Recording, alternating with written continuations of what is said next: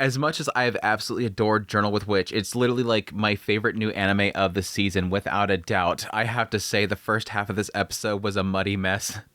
And I think I know what they were trying to do with it, but at the same time, it is one of those moments where I'm like, there's a lot of characters here. I don't even know if I'm supposed to know who they are. I know who they are, but I don't know who they are. Do I care about their love life? I don't know if I care about the fact this guy is leaving the baseball team, but apparently we have to sit here and talk about him.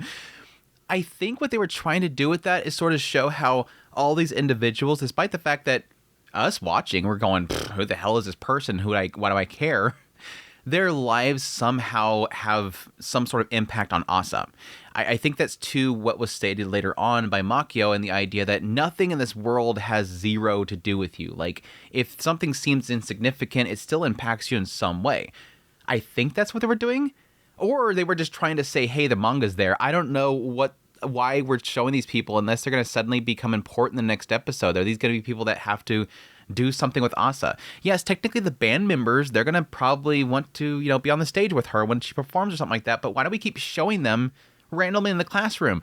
It's one of those moments where I'm like, I think we're finally starting to see a lot of the signs of how much stuff was skipped with this manga adaptation to the anime. It's not a big deal, like I've stated before, but it still kind of feels like a waste. And the reason why this bugs me so much is because I went to the manga to kind of confirm a lot of this stuff. And what bugged me about it, and I know this is going to be annoying for those that are like, whatever, I'm watching the anime, I don't care about the manga. Why it's important to me is because I seen something in there and I'm like, wait, this right here. A lot of this beginning segment in the manga is Assa conflicted with who her father is. That seems kind of important, doesn't it? No, wait. Do you want to know that Assa is right now conflicted with what her father was, who her father was, what kind of person he was? Or are you more interested to find out why the boy decided to quit baseball? Do you know what the guy's name is that quit baseball? I don't. Do you know what importance he has to anything? I don't. Do you want that more than hearing about how Assa's conflicted with her father and who the hell he was? That's what annoys me. It's like, what was the decision here?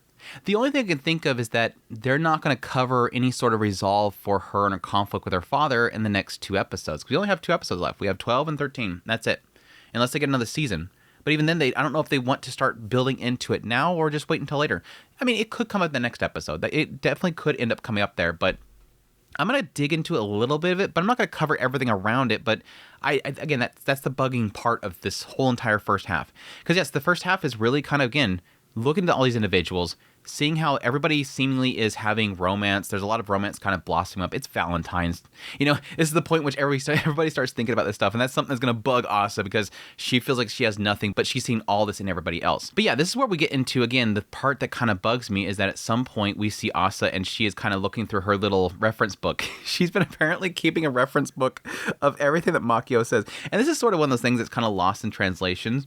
There's a lot of these like very fancy words that typically isn't used regularly in Japanese that Makio is using because she's a novelist. So there's a lot of words that she's kind of referencing to that Asa's like, I've never heard that word before. That's why she has to keep bringing out her little Japanese, dictionary thing. She has to figure out what the hell this word is that Makio says. And she's keeping track of all this stuff. And they're her book of insults. I love it. But the one key one that keeps popping up, and this is differently worded in the manga translation, and of course different in Japanese, of course, but it's basically a word that Makio used at some point in this reference to this guy in this romance of somebody that like lacks like any content or it is a void. I think the void is a good term used for it in the translation for at least the anime. A void. A person that is a void. And what Assa does right here is, and again, this is the skip stuff with the anime adaptation, what Assa does here is immediately goes, I thought of my father when I seen that word. Why is that? We all know the answer to that based on, again, what I've kind of mentioned about the manga has been skipped and what you sort of see. The father's nothing. The father is nothing. He has no value to the scene. He has no content. He's just there. And so what she's thinking of is, when she comes in the room and she's like, hey, Dad, Mom's really mad at me about the haircut. Again, we've seen before that she came to the father saying, hey, I want to get a haircut. Do you think I should do it? And all his response was, sure, do whatever you want to do as long as it doesn't make your mom mad. That was his response. And that's when she went out and she got the haircut. And then her mom got mad. And so now she's coming to the father and saying, she's mad at me. And the mom's over there going, yeah, you look like a boy. And the father's response, yeah, just do whatever you want to do as long as it doesn't cause problems. He's not even registering what's happening right there. He's not registering that we already had this conversation before, Dad. I asked you if I should. You said as long as it doesn't make Mom mad. Now she's mad. What next? Don't do something that's out of reason. It has no value to the scene. And that's, again, what's hitting her right here. Who even was my dad? That's the big conundrum that she's having right here. And unfortunately, again, this is what the sucky part is. After this in the manga, it gets into, I think it was, she goes over to Emity's house, and she asks Emity's parents who her father was. She has to go to Emity's parents to ask what kind of person her father was, because she doesn't even know. And their response is really just, yeah, they'll have like these little moments where they got these little get-togethers, and they would all be there. Emity, Assa, her, and their parents were all together at a dinner table. And the entire time, the father's over here just huddled up in his little corner, not talking to anybody. And the response that the father, especially with, you know, talking to Emity's parents, the father was just pretty much like, yeah, your dad is just kind of, I guess he was a serious type of person. He was just kind of, you know, always in his own little world. Like, he wasn't really communicating much. And I think I kind of annoyed him because I talked too much. He didn't want to talk to anybody. He didn't want to communicate to anybody. So the question mark there was, why did my mom choose this person? Like, what was the connection there? And I think the kind of conclusion that they're sort of coming to in the discussions between all these different characters is that the mother was like a very secure person and very stable, and that's why she chose him. That's what apparently Makio believes. This is a discovery moment. It's not that there's answers here yet. And again, I think it's probably building into something that maybe potentially the anime won't be able to get to yet. But these are the starting points of sort of like a big struggle that I had for the longest time, which is Assa acknowledging right here. She literally acknowledges right here, I always think of my mom. I never think of my dad. And again, it goes back to that little word, that void word. That void. He's lacking content. He has nothing there. But at the same time, she's still thinking about him. And that's what brings up the whole aspect of standing out. And this is the thing that keeps hitting her throughout the entire story right here, is that she keeps thinking about father saying you stood out. It's the only thing it's like the only thing that he ever gave her is that question mark of, should I stand out? What does that mean, Dad, when you said I'm standing out? Is that a good thing? Is it a bad thing? And again, that comes the answer to the end of this episode is, should I stand out? Is that a good thing? Is that a bad thing? Because again, we're pointing out in previous episodes, little moments where she sees somebody and somebody says, it was the girl that was being bullied. She shouldn't stand out. She got this far. She's no longer being bullied. She should stop. Stop while she's ahead. If she goes any further, she gets more attention. She's going to stand out. She's going to get bullied again. Should I stand out? All these question marks are being raised by the fact that all these individuals around her are debating to standing out or not.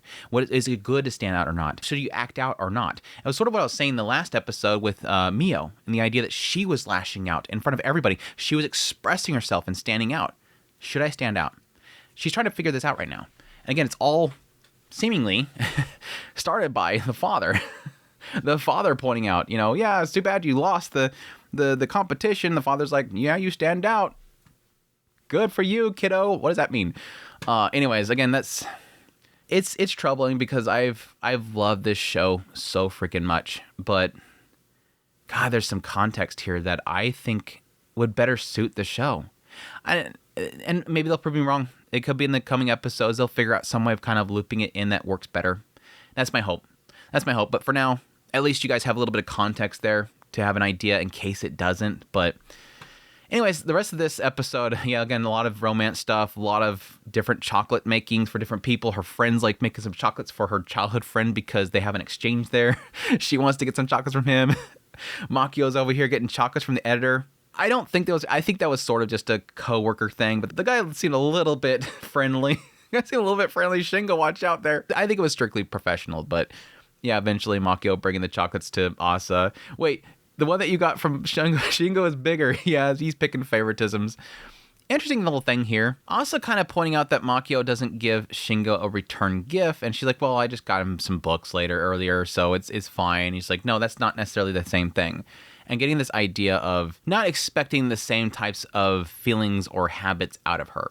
And again, Makio has kind of expressed this before. Like, don't expect that. The way that you feel about something is your own. Makio is always about kind of It's a thinking outside the box, but there is a sort of thing that I think it's touching at right here, where she's pointing out the idea of not expecting those feelings, and thus Assa sort of pointing out that, you're unapologetically admitting it now. I think there is sort of a side here, and I was thinking that Assa was going to get into it, the idea of Makio sort of using it as a crutch. And the idea that, yes, there's an understanding thing here that Makio doesn't act like other people. It's like the whole thing with her leaving a big mess in the house. She just doesn't think about those things. Why doesn't she respond to this? I just don't think about those things. Unfortunately, I get lost in my own thought process, and I neglect things. I don't think about cleaning this up. It's an unfortunate thing, that the way that my mind works, really. But I think there is an element here where eventually you can get to the point where you're just using it as an excuse. You acknowledge it, but you're still doing it because you're using it as an excuse. And I think there could be an element here where Makio is going, well, I don't think the same way that other people think, that thus I don't need to give Shingo a gift. Well, what if Shingo wanted a gift, and you knew that, and you're neglecting it? That's the unfortunate kind of pathway that I can see you going. And so it's like, again, I kind of thought that would be brought up here, but not necessarily something they want to do. But instead, the conversation goes to Assa feeling that she's not in a relationship. She's the only one that's not in a relationship, and how that doesn't really matter. It's not that everybody needs to be in a relationship, that kind of thing. But here's the interesting part, because at some point, Assa says that mindset of, not everybody needing romance doesn't have anything to do with me. Everything in this world has something to do with you. Again, I think this is like a very key part for later on in the episode, because, yes, Makio right here is saying that no matter how insignificant things are, eventually it has some sort of impact on you. And Assa's response to this is, I don't understand what you're saying. Like usual, Makio says something like really like deep or deep in thought, and Assa's like, I don't get it. I don't get what you're trying to communicate to me. Again, everything seems to be kind of centered around the idea that Makio speaks a different language, and Assa's constantly trying to figure out what that language is. I think there is sort of a benefit to this, and again, this sort of goes to that whole little journal she keeping with all the insults, is I think there's a lot of like language that Makio is using that Assa is going out of her way to figure out, and I think it's going to make her smarter. It's helping her out with her language and her language skills and her social skills, in a sense, even if a lot of those words that she's learning are insults. But still, right here, Assa gets mad. I don't get what you're saying, and just kind of storms out the room. And Makio immediately remembers a little moment with Minori, her sister, who says, seriously, you think too much. Actually, you're too sensitive. What, are you conceited? The manga kind of puts it a little differently in the idea that you're trying to hide that. Like, you're being this way, you're hiding the fact that you're sensitive. You overthink things too much, and you're hiding your sensitivities. I think there is sort of a message here that could come up in a later time, and the idea, because right here, Makio is acknowledging, maybe I am. I think this might be one of those many moments where Makio is going to acknowledge that her sister was right. As much as she didn't want to accept what her sister was saying, as much as she didn't like her sister and how judgmental she was, again, because her sister was all about trying to fit into the mold that other people want. And again, that led to her misery. But at the same time, there was a lot that she said that was technically true. And I think right here, Makio is acknowledging at least some of it. But the second half, I really like the second half of the episode. And that's, yes, Assa coming home to Makio and Matsu. And they're trying to pick out an outfit for her to do her signings. And immediately Assa thought the same thing I did. Wait, you're going to go to a signing and you're going to give a speech? Can you do that? I think we obviously get an impression that, Makio doesn't like to be overstimulated. She doesn't like to be in a room full of people. She's very introverted in a lot of ways. But there's always like these moments where it kind of surprises you. And I think this is one of those moments that Makio is willing to stand in front of people, and that she did it before. As Matsu was saying that, yes, she actually did the speech at my wedding and did a really good job there, even though we didn't stay together. This kind of throws off Assa, and I think that's sort of a cute little moment here where Assa's imagining Makio, and she's in front of a bunch of people doing signings. She's standing in front of a bunch of people for a wedding, and then cuts over to the funeral, and she literally just yells at everybody. It's like it can't connect in the brain. I don't see that happening. But anyways, yes, at some point, Assa thinking about all this stuff, and again also thinks about her father. Finally pipes up. Says that she wants to say something. Matsu getting all excited. Ooh, teenage angst. Oh, let me hear it. This is such a Japanese thing. The idea of like, as you get older, you just want to hear youth. You want to hear the troubles of youth. You want to hear them, burst out in anger. Get rid of that energy. And as it kind of puts it, absorb that energy. It's just a goofy little thing here. But yeah, she's like, give me that energy. Let me hear your angst.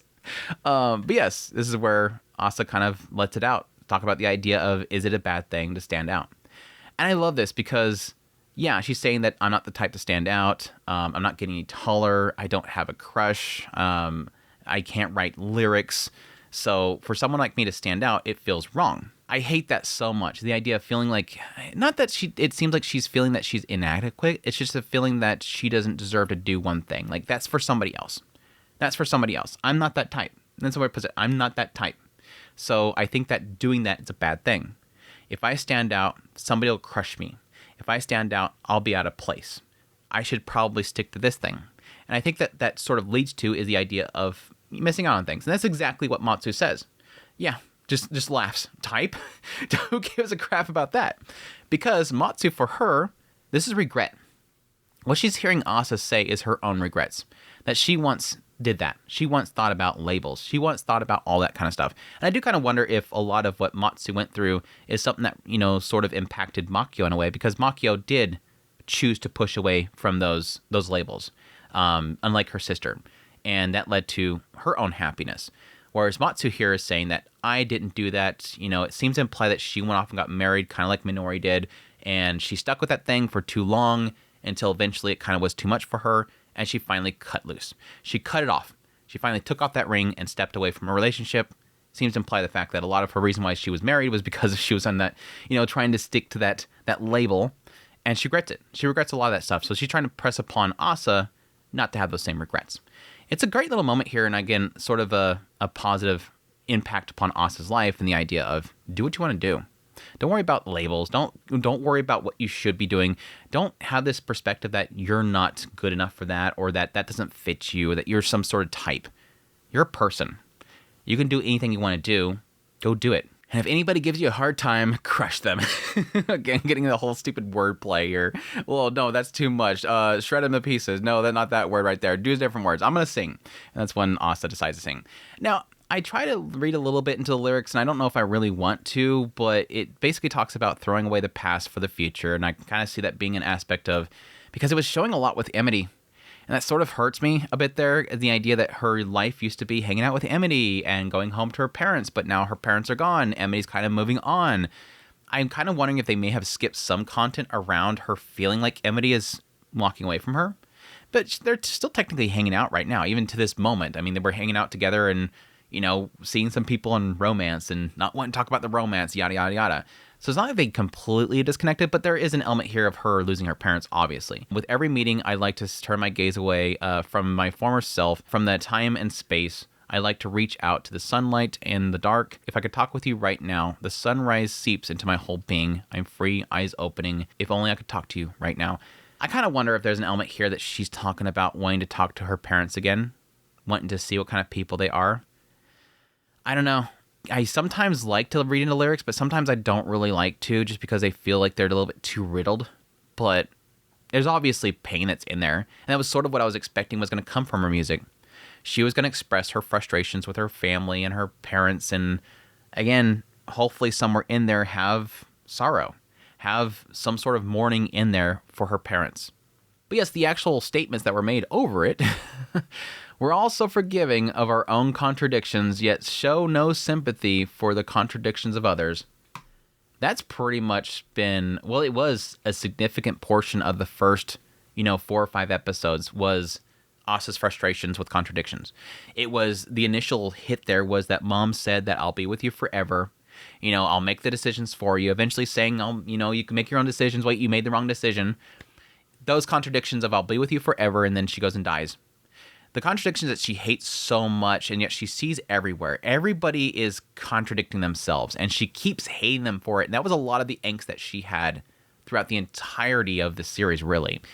Now she's really kind of acknowledging right here, out of nowhere, seemingly, that she doesn't show enough sympathy for that, despite the fact that she always forgives her own. She always forgives her own contradiction. I'm constantly contradicting myself, and everybody has to accept it. But I want to accept other people's. That's what she's saying here. I need to start kind of at least sympathizing with others there. Sympathizing a little bit there. So I didn't realize that much until later in life. Perhaps we're all alike like that, and perhaps I'll have to grapple with that for a long time, but maybe that's not a bad thing. Yeah, it's good. It's good. It's a good little conclusion thing here. And again, a lot of it is her thinking about her father And again, I hope that kind of loops in somehow later on. And again, at some point, Assa thanking Makio for, nudging her towards joining band, and Makio saying, like usual, again, I think this is a good thing. Makio's not like taking credit for this. You did it yourself. You achieved what you achieved because you went out and did it. I can only say, yeah, go ahead and do it. I'm just saying, literally, I'm not going to stop you. That's all Makio is saying is, I'm not stopping you. You did it. I'm not stopping you. That's all I'm doing, is not putting a barrier up there. But again, right here, Asa's having the question mark of, would my parents let me? In her mind, she has this brief moment of kind of imagining if her parents would have accepted it, but it's not connecting there. She's not really sure if they would. And again, fighting over the fact that Makio thinks too much about things. Do you ever grow tired of thinking that much? Maybe, but as long as I'm alive, I might as well struggle. I kind of wonder if they're going to get into some element of thinking too much, overthinking things. Again, I think that sort of is to what was said earlier about Minori saying that Makio is sensitive. She's overly sensitive to things, but she doesn't want to admit it. I think there is a habit of Makio that she discounts everything in a way of saying that she thinks differently. Don't criticize me for thinking this way, but it's really her side of showing that she actually cares. I think there is quite a bit of what's been throughout the entire series, Makio lying to other people about how things impact her. Like, especially everything around her sister. She wants to keep saying that she doesn't care about her sister, but she wrote a whole book series about it. Again, I'm convinced that entire book series is about her sister. And it sucks that we're like 2 episodes from the ending here. I was kind of hoping we'd get to that point where she acknowledges that. But that might be season 2, or unless they spend 2 whole episodes really hitting it and hammering it. We'll see. Anyways, that's my thoughts on episode 11 of Journal with Witch. Hope you guys enjoyed this video. As always, my yap fest for Journal with Witch. If you did, hit the like button down below. If you like this content and you want to support the channel more, become a member of the channel. Until next time, take care.